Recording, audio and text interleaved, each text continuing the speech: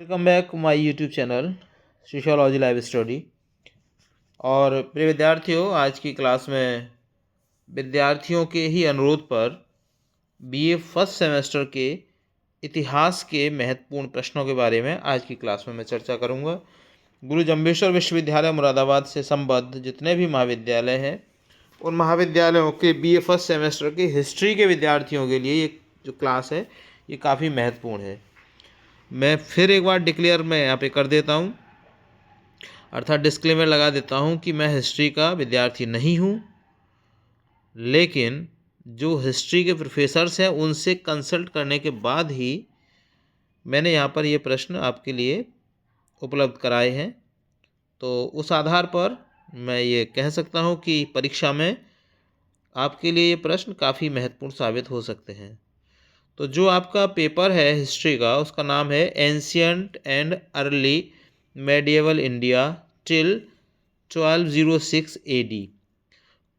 Syllabus की मैं बात करूं तो सिलेबस का जो आउटकम है, कोर्स आउटकम है, उसमें स्पष्ट लिखा हुआ है कि the present course will be useful in providing historical knowledge to the students. It has been constructed in such a way that a student will not only gain knowledge of ancient civilization of India, but historical development can be understood easily. Students will be familiar with the political and cultural development of ancient India. The art, culture, and philosophy of religion of ancient India have been included in the syllabus. तो ये जो course outcomes है मैं पूरा नहीं पढ़ूंगा, आप चाहे इसको पढ़ सकते हैं और इस कोर्स आउटकम को पढ़ के आपको अंदाज़ा हो जाएगा कि विश्वविद्यालय की मंशा क्या है आपके इस पेपर को आपके बीए फर्स्ट सेमेस्टर में लाने के लिए। पूरे कोर्स आउटकम्स को आप पढ़ सकते हैं और सिलेबस में इसमें आपके कुल 8 यूनिट दिए हुए हैं। 8 यूनिट का आपका सिलेबस है। थोड़ा सा देख लेते हैं। फर्स्ट जो आपकी यूनिट है उसमें दिया है introduction to ancient history, culture and tradition, historians of ancient India, Indian knowledge system, short brief history of prehistoric as.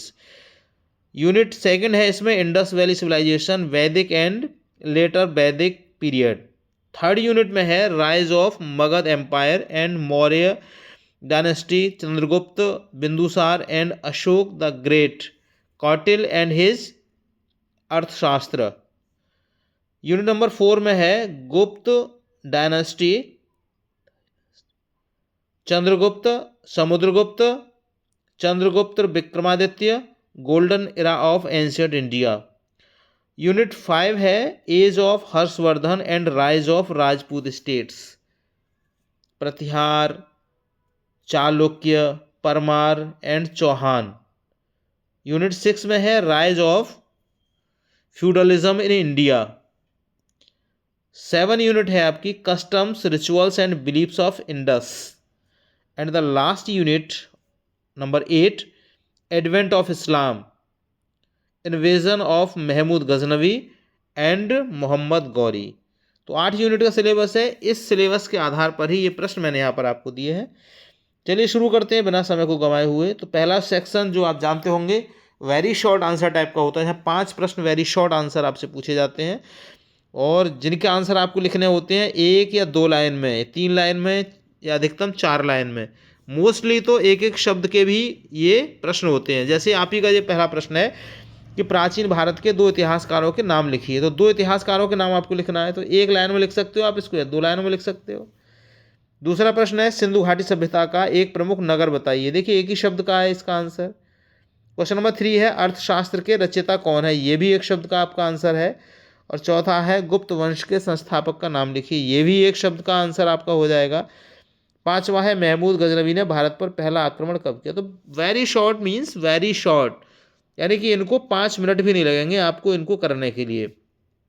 5 प्रश्न आएंगे, मैंने 5 ही यहाँ पे दे रहा हूँ। मैं प्रयास एक था मेरा वैसे आज आपके हिस्ट्री के लिए कि यहाँ पर इस जो सेक्शन है आपका ए, इसमें 5 की जगह पर 5 प्रश्न आपको और दे दिए जाएं, जिससे कि जो प्रश्न मिलने की संभावना ज़्यादा बढ़ जाए। तो फिर भी आप इससे रिलेटेड और देख लेना, संभावना बनती है। सेक्शन बी है जहाँ आपके शॉर्ट आंसर टाइप क्वेश्चन है, जो आपका आंसर लगभग 1 पेज का लिखना है। मतलब लगभग का मतलब समझ रहे होंगे आप, एक पेज भरना नहीं है, पूरा आधा पेज भी लिख दोगे तो भी आपका काम चल जाएगा। यहाँ पर पहला प्रश्न है कि भारतीय ज्ञान परंपरा से आप क्या समझते हैं। क्वेश्चन नंबर 2 है ऋग्वैदिक और उत्तर वैदिक काल के बीच में मुख्य अंतर बताइए। क्वेश्चन नंबर 3 है मौर्य साम्राज्य के उत्थान में चंद्रगुप्त मौर्य की भूमिका स्पष्ट कीजिए। Explain the role of Chandragupta Maurya in the rise of Mauryan empire. Question number 4 है गुप्त काल को प्राचीन भारत का स्वर्ण युग क्यों कहा जाता है। एंड क्वेश्चन नंबर 5 है हर्षवर्धन के शासनकाल की 2 प्रमुख उपलब्धियां बताइए। क्वेश्चन नंबर 6 राजपूत राज्यों के उदय में प्रतिहार, चालुक्य और चौहान वंशों का योगदान संक्षेप में लिखिए। क्वेश्चन नंबर 7 है भारत में सामंतवाद के उदय के 2 कारण बताइए।